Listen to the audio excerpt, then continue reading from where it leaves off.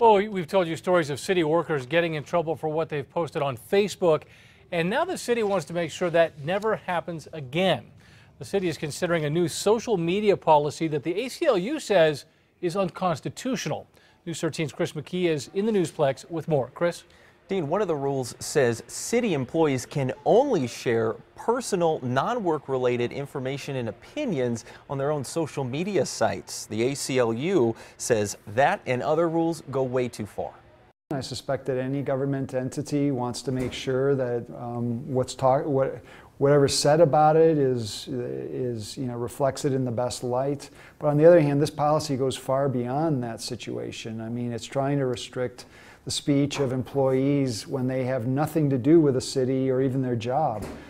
The ACLU believes some of the city's proposed rules could get city employees in trouble for things like speaking out against any problems they see with the government. Another proposed rule forces city employees who say they work for the city to post a disclaimer saying their opinions are their own.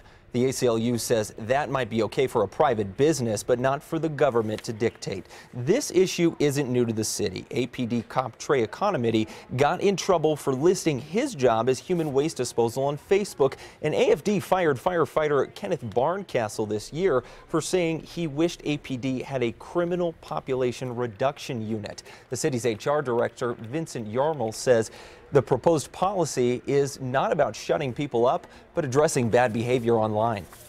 And we have no intention, it's not our desire to infringe on people's rights. It's merely to establish an orderly workplace and maintain it, even to the extent that it might be, an individual might represent themselves as a city employee on their own personal media site.